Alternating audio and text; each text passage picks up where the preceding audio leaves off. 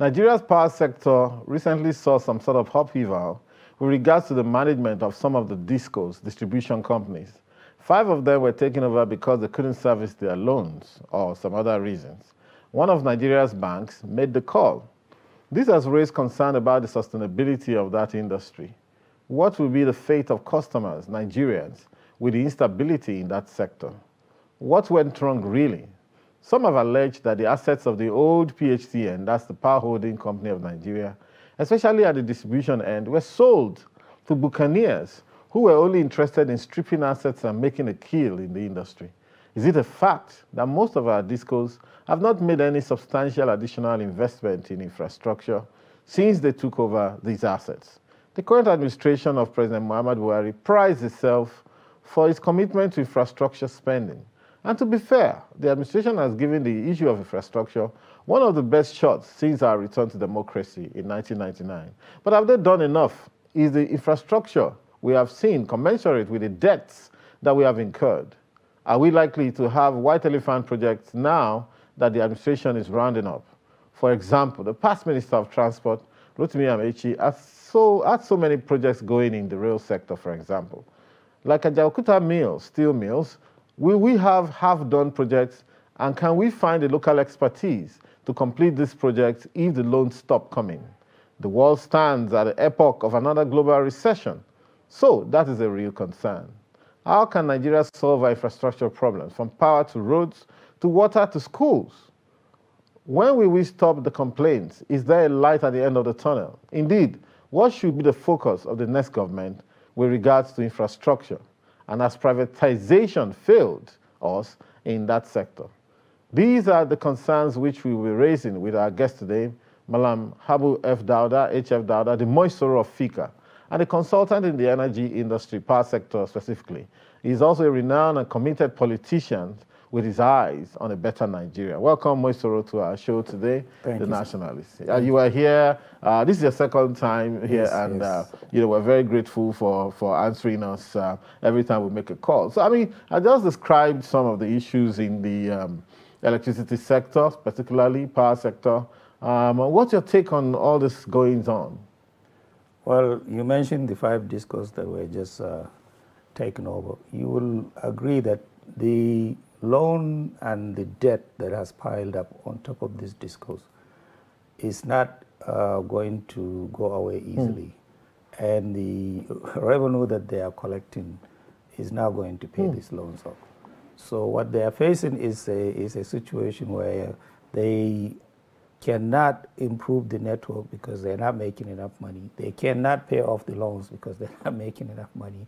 And they can't even hold on to their staff.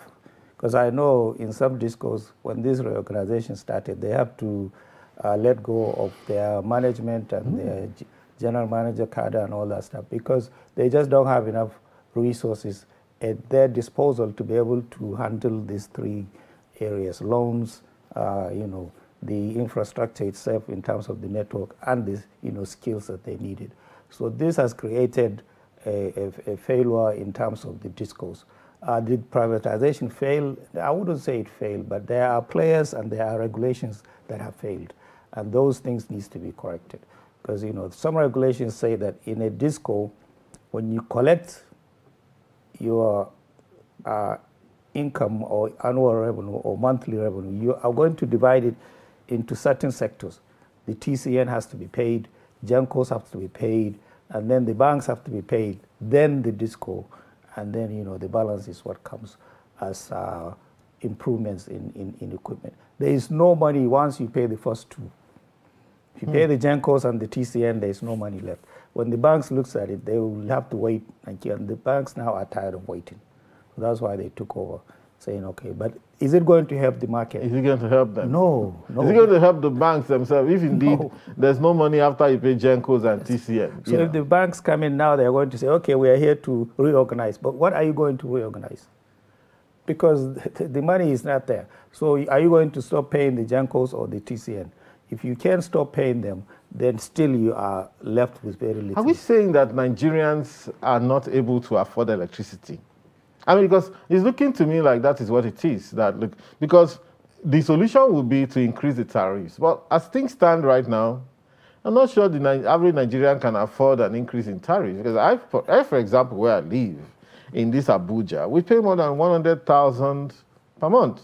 Exactly. And, you know, I mean, what that tells you is maybe there'll be a point when somebody will just say, listen, I don't want the light anymore. Let's just stay in the darkness if you can survive it. Are we saying that the average Nigerian cannot afford electricity in the scheme of things? Are we saying that we're not at that level of civilization that we should have light in it? Because it's a matter of per capita income and what you can afford. Exactly. So indeed, if we cannot generate if we cannot pay more, and we cannot generate and distribute for less. True. So which way forward? Well, if let me go to Yola Disco, you know, that's where you have, you know, the collection of all the issues. Maybe issues, yes. Now, if you look at them, they're saying, okay, what is the minimum wage in their market? Yes, exactly. The minimum wage in their market is about 30,000 naira per month. But the bills that the same Nigerians are receiving from the disco is about 10 to 15,000. In some places, for the minimum, yeah, per month. So how do I collect 30,000 and pay 15,000 for light? What am I going to eat? Our economists are not talking of the right. Look, every time they go to the big hotels to have their conference, we don't hear these broken down issues. Exactly. Nobody is thinking for the lowest person. Yeah, we go there, we're talking about foreign investors bringing this billion and that billion. It's as simple as this. You earn 30,000, you need to pay 15,000 for electricity. Because if I'm paying 100,000 in a 4-bedroom house because they categorize where I live as a big place, whatever, at least the lowest person living in a 2-bedroom flat in the suburb will pay 15,000 because it's graded. You know what I'm saying? But that 15,000, can he pay? That's so when you ask the question, how do we move forward from that point? That's the issue. The only way to do it, and you know we have said in the earlier conversation, is that government has to. There is no way around it. It has to come in and subsidize electricity. But note that they are trying to remove the subsidy on petrol. Well, and every time the IMF and World Bank comes here, they tell us two things. They regulate the petrol sector. They don't want to hear anything subsidy again. Also devalue your currency. Those two combinations is death for the country. Exactly. And on deregulation, they are pushing us. On devaluation, they are pushing. Now you are mentioning subsidies to electricity. Will the government even listen to you? Probably at this point, we hope that the next, group that comes in will listen. Because what you're saying to Nigerians is this: we have these two groups that has to be paid out of this income, but it's not enough. So let one or two of the groups be subsidized, so that now the distribution companies now can take that money and use it wisely. Now put regulations in place that this money is not wasted, because it could be. But let's put regulations, but let's keep the money with the disco. Let government subsidize those other two groups, so that it's for temporary reasons, so that when the infrastructure and the network is at least manageable and is stable, then we can now look at Nigerians and say, okay, now we have to pay something. Even if it's not all of it, let's make sure that we are paying something. But a lot of your friends in the sector will say, even the TCN that is owned by government should be privatized. Let everything go into the private. Now, I'm imagining two private sector entities, the GENCOs and the TCN, as private sector, bearing down on the discos. Those guys are going to be more vicious than it is right now. Remember I said that, the players, some of the players in the privatization have failed, and some of the regulations have also failed. The players are those that came in without a good, solid capital base. They just didn't have enough money to own a disco. It's as simple as that. They just got the disco while they have no money. They are looking at the disco as a cash cow, and the government is looking at the disco as a service. So there is a conflict in those two places, because there is no money that you as an investor is expecting to get today. We need someone with a capital base that can spend 20 years, 30 years waiting. There's a problem. Yes, because without someone who can afford to wait, there is no way you can fix it. Because I was once in Kaduna Disco, and I think I had a friend there. And somehow I got into this conversation about how they, operate. And I mean, the department that this guy was, one of those collection departments, and how they are made to do some very crazy things to get their money, even in places where, maybe areas of sabotage, as maybe some poor area, and, you just go there. And it's looking inhuman to go and cut the light of people who know they are totally poor. But your management doesn't want to hear any of that. And in some instances, in parts of Lagos that I've seen, and elsewhere in the country, where they make it a point of duty to beat up those people who want to collect the money. It's becoming a dog-eat-dog affair out there. Well, because each staff member that is in this collection, we call them marketers. They're actually collection agents. Oh, really? Okay. Yes. But they have targets. And it's an unfair target.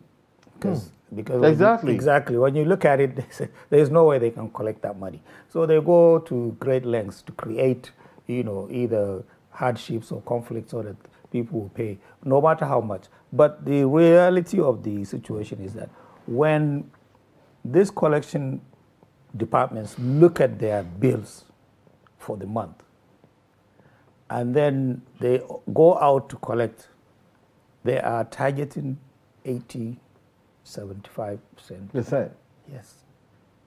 And how, if you go to places like Kano, I can assure you on every meter or on every line that you drop, there are at least 10 or 15 people that you don't know exist. Wow. How do you collect money from customers that you don't even know where they are? Problem. So, there are areas that just... You don't know if they exist. How do they tap your lights then? Thank you. So there are areas that just collecting the money is an impossible task. Just collecting the money, even if it's not 100%. But the government could do something about this. I don't see them doing it. There could be a budget in the government, call it the presidency, whatever, that's geared at just sensitizing people. One, you can pitch people, you can tell people to reveal what's going on in the environment if they will, but you have to also keep drumming it in to people's ears that, look, if you don't pay, this whole thing will collapse, and that's it. But I've not seen government doing anything of such. It's as if, the discos are there, the Gencos are there, they will set up bets, for example, to guarantee something or the other, and everybody goes to sleep. That is left But the customers on this side have their assumptions. There are areas in this country where they don't believe they need to pay for lights. Maybe some people tell you, you go to some parts of the Niger Delta, they tell you, people have taken our oil. This light is our due. It's our own, so we are getting back. And I think we're also running a model that kind of, we may be under the illusion that we are at the level of these developed countries where they are in the US, for example, per capita income is maybe $100,000 or 50 or 80. So paying a $15 or $20 bill is not a big deal. Exactly, and the generation of electricity and distribution seems to be averaging the same price everywhere in the world. Except our own. Exactly. So, it's a conundrum. So what is going on is that if you look at the average, cost of electricity around the world, we are still not paying the average, but we are still struggling. So can you imagine if we have to pay the full cost? It will be impossible. And the sensitization you just mentioned is still left on the shoulders of the management of the discos. The management of the discos are in between.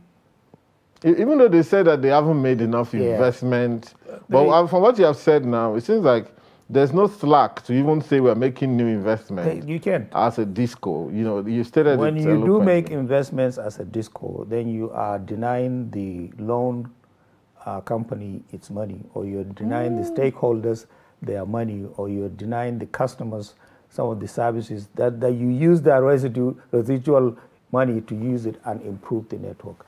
Now, another side of it, beside all the issues that we're facing, there is also a constant fight with Nigerians over the network itself. People are always in the network to steal, to vandalize, to abuse, to destroy, so that the system that is working is not even allowed to remain. we go at it and steal and take and, remove, so that every week there is a neighborhood or a town or a city that is out of power because of our own action. The network is bad, we accept, but some of us also help it to get even worse. And that is an issue you don't see around the world. These are very big issues, Moisoro. We have to take a break now. We've been speaking with H.F. Dauda, Moisoro Fika, on the issue of the electricity sector and very momentous development in that sector. Stay tuned, we'll be right back.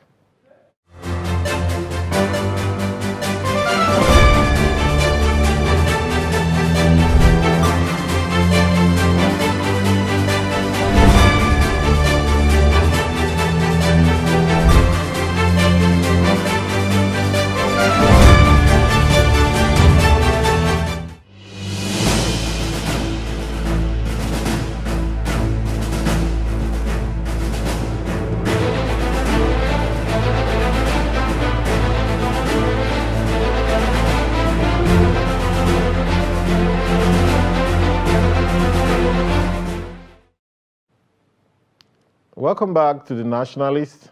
And if you're just joining us, we've been discussing on the issues around the electricity power sector in general.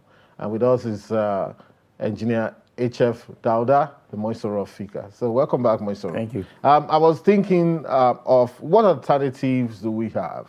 As I was coming here, I was reading an article on somebody actually discussing the merits or demerits of having mini grids, micro grids, breaking it down, reducing the scopes of the discos, if you like. If Abuja Disco is dealing with FCT, Nasarawa, maybe parts of Kogi, I don't know, and so on, perhaps we should be spinning off to say, okay, even in this FCT, let somebody be in charge of AMAC, and there's another person be in charge of the other area councils, if you like, Or should we be looking at, will it be profitable?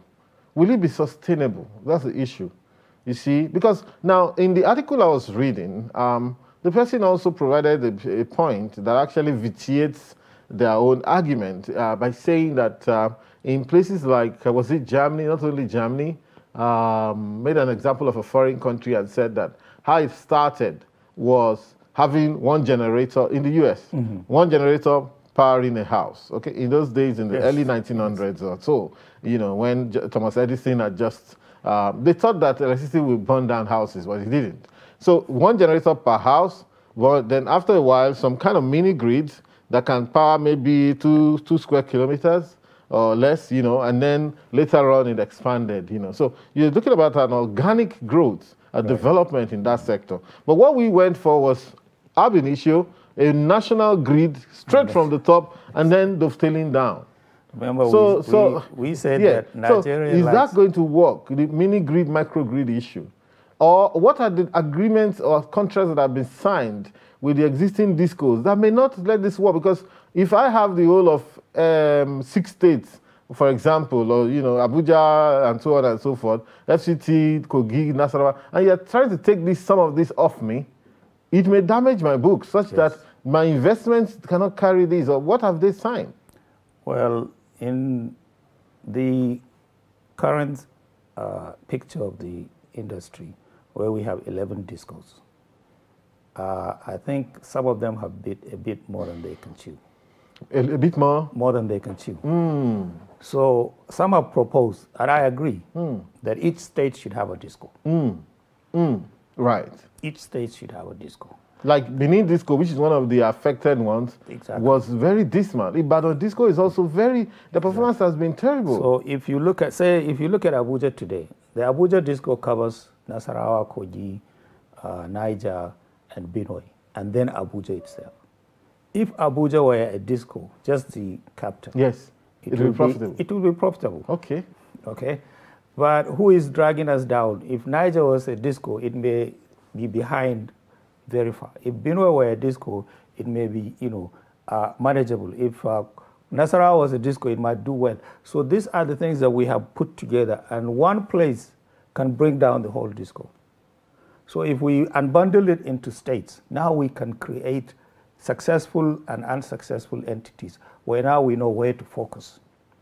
If Niger is having problems as a state, and this is we seem to be paying the price of slow growth as a country.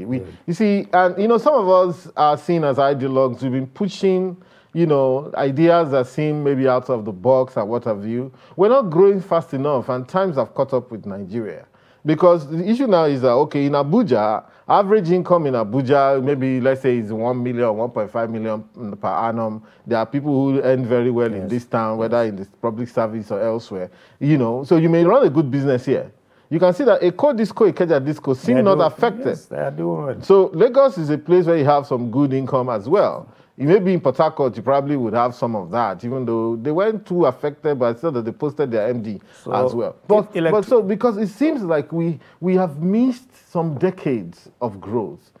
And that should really worry us. Absolutely. And maybe if we break it down like that one, we have 37 discos for starters, okay?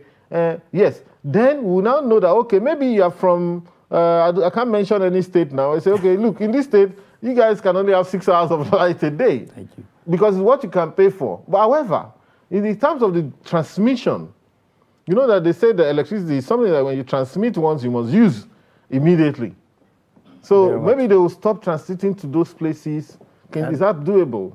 Well, if you do it that way, there is a chance that it will propagate. So that, the different entities, discos here, discos there, will now begin to hold up, and the market base that they have will appreciate that, okay, if we don't do this, because this is only us, it will now create a much more bigger effect than if you're grouped together. Now, maybe the state governors will then get involved and say, listen, they said if people are not paying, we don't get electricity. If we talk about infrastructure, electricity is a big part of infrastructure. Yeah, it is. When the state governors go and build flyovers, they can build electric networks. They can build generating. We have 23 generating plants on the grid right now. Why can't we have 50? Oh, like those IPPs? Yes. Including the hydros and is it not too capital intensive? It is, but that's what is required. That is what is required. We have, Mambila waiting. And the states will complain and say the government has put electricity on exclusive list. That's why they can't do anything. So let's remove it from exclusive list. Let them do something. Yeah, but some people build IPPs and, despite exclusive or not. If you look at Lagos, not only are there discos, sustainable, they also have, new plants that have come on board. Really? Onto the grid, yes. So for them, it has become a win-win situation. You have the market base who can afford it. You have the companies that can provide. And Lagos alone has 2 discos. Yes, Eco and Ikeja. So and they are very viable. They are very viable. So we have an example of how it can be done. We need to copy it into other locations. Why is Kaduna being taken over? Kaduna is a big city. Why is Kano being taken over? Absolutely. Kano is a big city. Why is Abuja being taken over? There's a lot of money in Kano. Yes. So why are they failing? It's because we did not replicate what we did in Lagos. Wow. We're still playing with the same old network. We still have the same skills. We still have the same, our collection, So there has to be when we see a success story somewhere, it has to be copied across Nigeria. Let's increase the generating plants. Let's have more. Mambila is supposed to become operational 2030. What are we waiting for? 2030. 2030? Yes. Is there work going on there? We have installed capacity of 8,000, megawatts, and we're only generating 2 to 3 to 4. 2030? Yes. And, Mambila alone can produce 3,000 megawatts. Why do you think that we are unable to do anything on our own? Because again, every time we talk about electricity, they say, oh, let's go to Siemens, let's go to General Electric in US, Siemens in Germany, and what have you. I don't see us using what we learned ourselves. Let me mention the biggest problem that we always ignore. We are not honest. We waste, we filter, we take, we abuse, we don't, when money comes into hands of Nigerians, we just do not judiciously use it. Wow.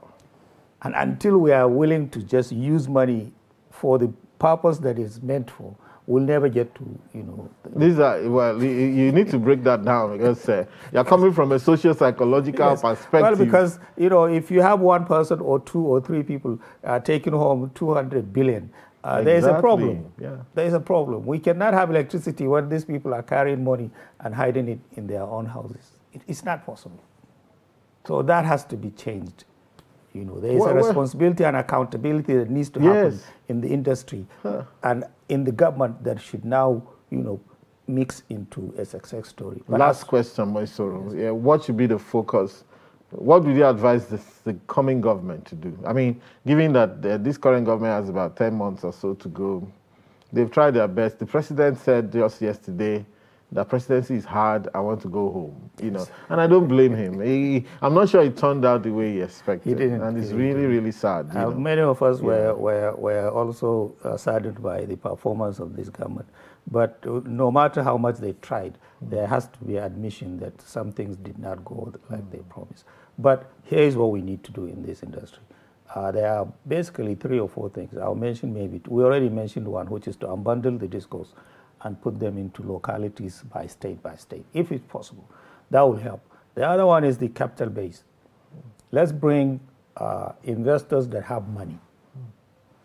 Not the ones that will come. Look, now the ones that will collect loans. Exactly. See, we also had this problem in the case of Etisalat when they came here. And by the time they were leaving, we were hearing that they were owing this bank so many billion, this one billion. This chase of foreign direct investors.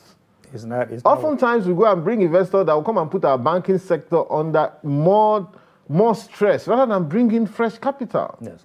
And then there is also a regulation or a process that is called performance improvement, planning that needs to be monitored. We give this discourse a marching order. Go and do this.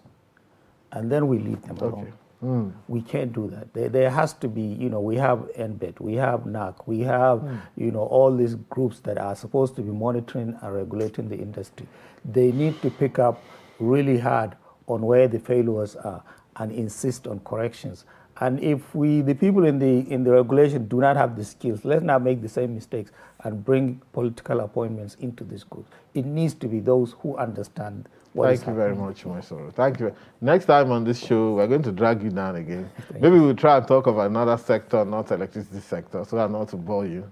And so on. Welcome, and thanks for coming once more. I'm glad. Thank you. You've been listening to us here, watching us on this show, The Nationalist. I will be discussing some of the issues around the electricity sector. Thanks for staying tuned. Join us next week. Thank you.